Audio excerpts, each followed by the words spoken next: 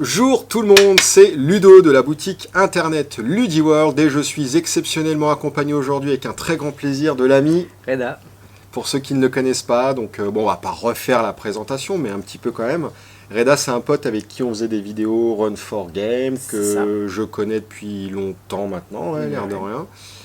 Et puis voilà, joueur de Netrunner, de vampire, de plein de jeux de cartes. Et j'ai bossé un bon moment pour le Lotus Noir où pour je le magazine, des combos dans Magic, un pour peu Black du courrier Ops. des lecteurs. Pour Black Ops où j'ai fait des papiers sur Vampire, c'est vrai. C'est un bail. mon magazine de... C'était un super mag qui partait d'une bonne idée. À la base, on voulait faire un magazine sur les jeux de cartes, Tu mais sais qui ne quoi mentionnait jamais Magic. Je t'arrête tout de suite et on fera une vidéo sur Black Ops. Ça marche. Non mais Black Ops, il faut en parler dans une vraie vidéo dédiée, c'est juste un magazine magique. Voilà, donc on vous tease un peu une éventuelle suite. Aujourd'hui, on va... Donc tu as voulu me parler Alors, je voulais parler d'un Potter. JCC qui n'est pas pour les moldus, c'est le Harry Potter JCC. Et en fait, c'est un jeu de cartes qui était sorti en 2001, je crois. C'est écrit 2001. Il suffit de regarder les copyrights, voilà. C'est ça. Donc il a été forcément designé entre 2000 et 2001. Il est sorti en 2001 pour la sortie du tout premier film d'Harry Potter. Et il a cette particularité de se jouer un peu comme un Magic, mais en plus fluide, en plus simple. Il était adapté à tous les publics, en fait, à tous les âges, et ça c'était génial. Et surtout, ce qui l'a peut-être un peu handicapé, c'est que il est... Comment dire? Il est plutôt basé sur les bouquins, en fait. Et il n'a pas profité de l'immense popularité. Voilà, là on peut voir Hermione. Franchement, alors ça, regarde, j'ai pas regardé, je parie que c'est du Ron Spencer. Wingardium, oui, il y a des chances. C'est du Ron Spencer. Tiens, alors, on va la faire. Voilà, c'est un JCC qui a été fait donc par Wizards of the Coast à l'époque, qui capitalisait sur le succès des livres Harry Potter, donc qui utilise des représentations de personnages qui ressemblent pas beaucoup aux personnages qu'on voit dans le film. Bon, je vous remets Hermione, mais voilà, elle a plutôt cette tête-là, et c'est pas trop la Hermione qu'on connaît quand on a vu les films. Il y a Drago, qui a la classe aussi, hein. Il est même plus sympa là que dans les films. Et alors, il y avait deux gros trucs intéressants dans ce jeu. Le premier, c'était la première fois que Wizard faisait, à ma connaissance, des cartes foil. Il n'y en avait pas eu avant dans Magic à l'époque, en 2000. Si. Il y a déjà eu des foils. C'est arrivé avec Destinée d'Urza en 99. Ah mince, ok, tu m'as eu. Il est trop fort. Mais, alors, il y avait des cartes contre, un peu foil avec des étoiles qu'on peut voir briller, et voilà. ça rend vachement bien à l'écran. C'est peut-être une des premières fois où il y avait autre chose qu'un film foil unique, tu vois, enfin avec des paillettes ou... Donc la cape d'invisibilité, tout le monde connaît cet artefact, hein, il est célèbre dans le bouquin, et en fait il vous permet une fois par tour d'éviter tout mauvais sort qui est jeté par une carte sort de l'adversaire. Je vais expliquer à quoi ça correspond. Ensuite il y avait des cartes en 3D, alors ça c'est une technologie atroce, mais qui permettait d'avoir un personnage, on a l'impression qu'il est fait en 3D. C'est génial. Wow. Génial, je sais pas. Alors il y a Ron en 3D. Franchement, moi le jeu je le trouve vraiment alors beau. on voit pas bien. Hein. Ah si on voit Ron apparaître, alors c'est très difficile. Hein. Et du coup on a l'impression qu'il pop de la carte quand c'est bien fait. Alors voilà comment ça marche. Vous êtes un sorcier à l'école des sorciers. Hein. Jusqu'ici c'est relativement basique. Et votre sorcier, en fait, il peut apprendre plusieurs types de leçons. Alors au début, il n'y en avait que 4 dans le jeu de base. Il y en a une 5e qui s'est rajoutée avec le Quidditch, l'extension. Il y a eu 4 extensions sur ce jeu, si mes souvenirs sont bons. Donc il y avait Métamorphose, Potion, qui permet de créer des potions, c'est des cours en fait qu'on prend, Enchantement, et Soin aux créatures magiques. Et en fait, ces cartes permettent de jouer certains types de sorts en fait, et de poser certains types d'aventures. Je vais revenir là-dessus. Et de jouer aussi des animaux. Par exemple, si vous voulez avoir des créatures comme dans Magic, vous êtes obligé d'utiliser Soin aux créatures magiques dans votre source d'énergie en fait. Si vous n'avez pas suivi les cours de Soin aux créatures magiques, vous ne pourrez jamais avoir de créatures avec vous à vos côtés. Génial. Et est-ce qu'on peut faire des decks sans créatures? Alors tu peux faire des decks sans créatures, ça peut gagner, mais c'est compliqué. Je vais vous expliquer pourquoi. En fait, je vais laisser ça dans le coin. On dirait des ice. Comment ça fonctionne? Oui, parce qu'en fait, il y a les cartes qui restent en jeu, on les met dans ce sens-là. C'était un peu le principe basicos. Les cartes qui sont un peu éphémères, on les joue et elles sont verticales, et les cartes horizontales, c'est celles qui restent sur le plateau. Donc ça permettait de les distinguer facilement. Le but du jeu, imaginez un Magic. Donc ça consiste à d'abord vous prenez des cours, donc par exemple je prends Enchantement, je prends Soin aux créatures magiques, etc. Et ensuite je peux lancer des sortilèges qui coûtent un certain nombre de sorts en gros. Et alors comme tu le soulignais judicieusement, c'est un threshold, c'est-à-dire que j'ai pas besoin de taper mes cours, il suffit qu'ils soient posés sur mon machin. C'est juste tu dois contrôler et tu ne dois pas utiliser. Exactement, donc si j'ai 3 cours en jeu, il n'y a rien qui m'empêche dans mon tour de jouer 2 sorts qui coûtent 3. D'accord. Voilà, je ne suis pas obligé de payer parce les 3. Parce qu'à ton tour, tu as 2 actions, et une action, c'est jouer une carte. Voilà. Donc à partir du moment où tu as suivi tes 3 cours, créatures, enfin on s'en fout. Voilà, que tu as 3 cours posés. Première action, tu joues une carte à 3. Deuxième action, tu joues une carte à 2, 3, comme tu veux. Okay. Voilà. Ça n'utilise pas tes sorts. Voilà, donc ça c'est relativement bien. Et du coup, ça va influencer ton deck building. C'est-à-dire que ton deck building, ça peut être je mets en jeu le maximum de sorts pour ensuite jouer des cartes qui coûtent 7 et qui sont vachement puissantes et je peux en jouer 2 par tour, il n'y a pas de souci. En gros, ça te crée du tempo dans le moment de la partie où va arriver une carte. T'investis pour l'avenir et du coup tes cartes chères, tu pourras les jouer tout de suite. Alors vous me direz à quoi ça sert de jouer les cartes qui coûtent 1 ? Bah ça sert à prendre l'avantage plus vite en fait. Voilà, brièvement, imaginez un Magic où il n'y a pas de points de vie. Mais à la place, vos points de vie, c'est la taille de votre deck. C'est-à-dire que si on vous inflige 4 dommages avec un sortilège, bah vous allez défausser les 4 cartes du sommet de votre bibliothèque. Okay. Et du coup, ça peut contrer vos plans parce que vous comptiez sur les créatures, sur les machins qui sont au sommet du deck, bah elles se retrouvent dans la défausse. Et évidemment, le cimetière n'est pas reshuffle dans un nouveau deck. Alors, le cimetière n'est pas reshuffle. Quand on arrive à 0 cartes, on est mort. Ok, voilà, c'est les cartes, c'est les points de vie. Mais combien de cartes dans les écoles de magie, je sais plus. 50, on s'en fiche à la limite. 60, mais je suis pas sûr, je vais pas dire de bêtises, enfin c'est pas le plus important. Oui. Donc il y a plusieurs types de sortilèges, comme vous l'avez constaté, et je vous en prends un au pif, voilà. On va commencer par... Tiens, par ça, moi j'aime bien. Tu veux ? Alors, stupéfaction. Alors pour jouer stupéfaction, il faut avoir au moins 6 cours. Il faut avoir suivi 6 cours, donc 6 cours sur la table, et il faut qu'au moins un des 6 cours soit enchantement. Donc c'est le truc bleu, le petit cœur bleu. Et en fait, qu'est-ce qu'il fait ? Il inflige 5 mauvais sorts à l'adversaire. C'est-à-dire l'adversaire défausse 5 cartes. D'accord, un mauvais sort c'est un dégât, en gros. Un mauvais sort c'est 5 dégâts en fait. 5 cartes. Hein. Oui, d'accord, donc mais... c'est 5 dégâts, c'est comme une boule de feu. Oui. Voilà, alors là où c'est intéressant, c'est qu'on a par exemple... Bon, alors il y a le même en plus petit, c'est Mes Aventures Magiques, donc on inflige 3 mauvais sorts. Nettement moins cher. Avec Harry dessus. Ouais, mais c'est 3 au lieu de 5. Et il y en a qui font, par exemple, voilà, celui-là il est très bien. Fumos, c'est un sort qui coûte 7, qui inflige 2 mauvais sorts à chaque créature, même au vôtre. Donc du coup, celui-là il permet de latter les jeux créatures. Ok, donc ça permet, si on décide de ne pas jouer de créatures, bah, du coup on va jouer des Fumos par exemple. Alors il y a beaucoup de sorts qui sont directement inspirés d'Harry Potter, les sortilèges qu'on voit dans le bouquin.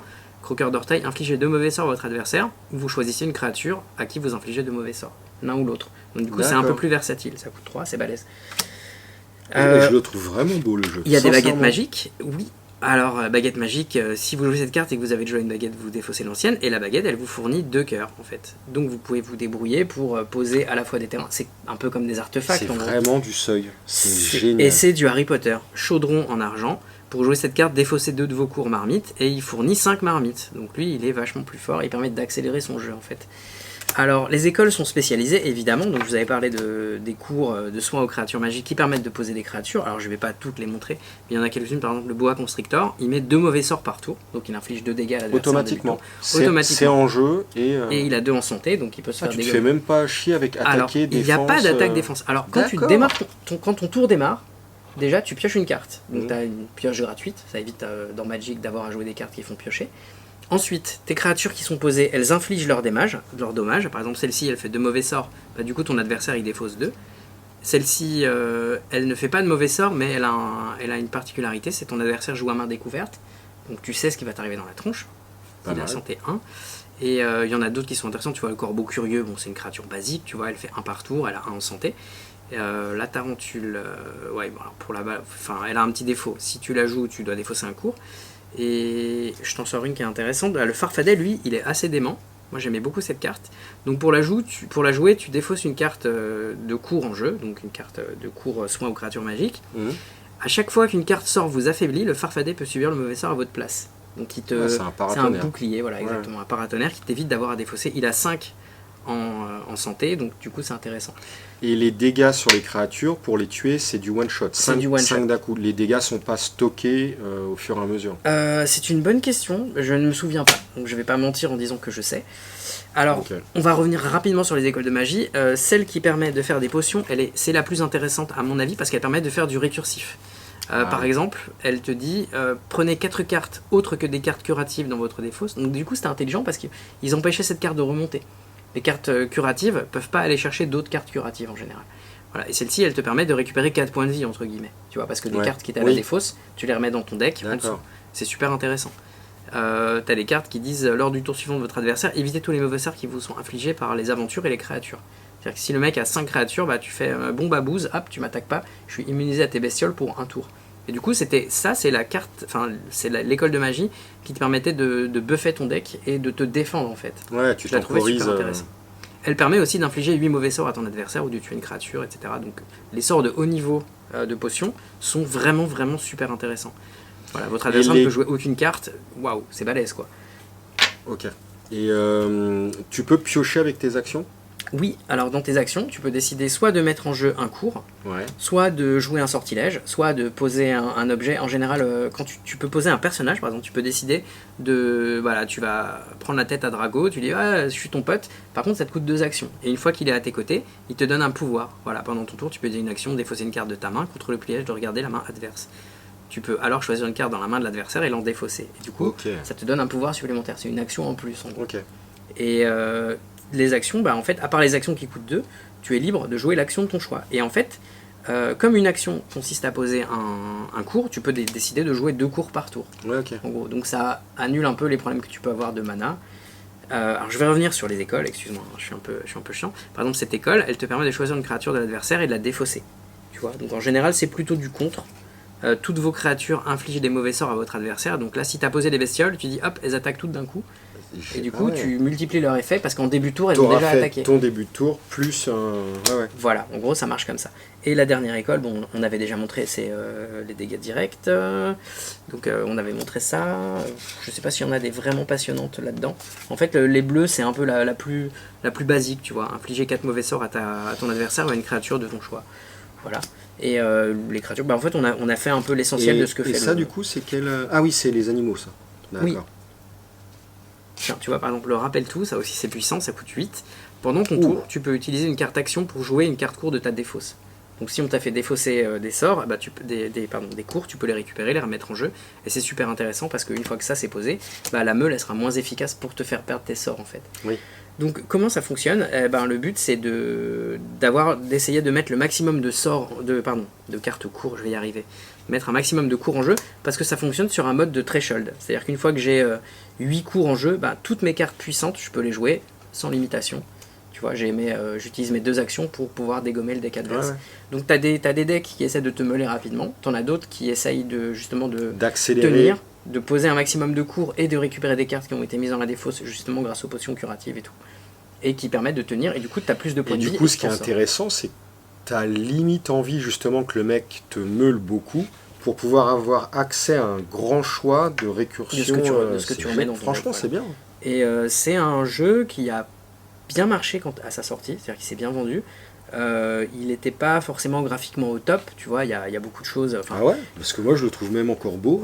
Je trouve qu'il a les défauts de... Alors tiens, tu vois, par exemple, je te prends la question de Rogue. Il a les défauts de présenter Harry Potter en mode cartoon, BD, tu vois. Et peut-être que ça aliène une partie des personnes qui connaissaient Harry Potter que par les films en fait, et qui connaissaient pas vraiment les personnages. Oui, c'est vrai. Ouais. C'est une question de goût. Et donc Wizard a fait les 4 extensions et ils se sont arrêtés après. Et il n'y a pas eu de reprise de ce jeu. Et typiquement, tout le fandom d'Harry Potter, il s'est fait avec le temps. C'est-à-dire qu'il y a plein de gens qui ont grandi avec Harry Potter, qui sont en pleine nostalgie. Aujourd'hui, je suis sûr que ça marche. Je pense que s'il le sortirait aujourd'hui, ça pourrait fonctionner. Il pourrait le sortir en mode jeu de société, boîte sympa pour un jeu en famille, tu vois, quitte à adapter les règles de jeu à 4. Je sais pas, faire un truc un peu multijoueur. Mais le principe est basique, il est très efficace, il est facile à jouer, c'est fluide, il n'y a pas d'interaction en mode je t'interrupte, je contre ton truc, etc. Tu vois les dégâts arriver, c'est-à-dire qu'une fois que tu as posé tes créatures, tu peux pas attaquer avec, mais elles font tes dégâts au prochain tour. Sans rien faire, donc du coup, bien. Sans rien faire, sans qu'il y ait d'interaction, genre j'attaque, oui moi je bloque, machin. Ouais. Et tout est écrit sur la bestiole, et du coup c'est super intelligent parce que... Puis il n'y a pas de vrai problème de mana, vu que si tu as un souci, tu peux continuer à en poser. Là, tu vois, moi, à voir comme ça, alors évidemment, j'y ai pas joué, je connais pas les cartes, etc. Mais là, si je dois résumer les jeux en lui donnant ce qui me paraît être sa touche, c'est le seuil, enfin le seuil couplé aux actions. Oui. Parce que le seuil en soi, ça existe dans The Spoils, dans Shadowfist, dans peut-être d'autres jeux, mais je connais que ces deux-là. Mais le seuil couplé aux actions, ça c'est bien. Alors si, ça va exister dans Volition, vous verrez. Le prochain jeu des créateurs de The Spoils. Spoil avec The Spoils. Donc ça, et l'aspect meule couplé à la récursion, ça permet de... Je pense que ça, c'est ce qui rend le jeu vraiment intéressant. Et du coup, ce qui était dément avec ce jeu, c'est qu'il n'y a pas, bon, à part proposer les cours, hein, il n'y a pas vraiment besoin de beaucoup de place, il n'y a pas besoin de compter les points de vie, puisque tes points de vie, c'est ton deck. C'est ton deck. Et c'était le jeu super facile à jouer, genre à la pause déj. Donc, cherche pas pour les créatures, à mon avis, les dégâts sont pas stackés. C'est tu dois faire X d'un coup pour la buter. Oui, je pense que le jeu n'utilisait pas de counter, oui, et voilà, il faut faire X d'un coup. Sûr. Et du coup, c'était intéressant pour lui, parce que du coup, tous les petits sorts pourris, genre je te mets ça passe pas. il est en mangé, contrepartie, lui, il fait que 1 à chaque tour aussi. Quoi. Oui, il fait que 1 à chaque tour. Putain, tu fais chier, quoi, j'ai envie d'y jouer. Et il est super sympa, et je pense qu'on peut trouver des starters pas trop rush en fouillant un peu sur les internets. Mais j'aimais bien aussi le dos des cartes, récemment. Je le trouvais assez magique. J'adore cette illustration.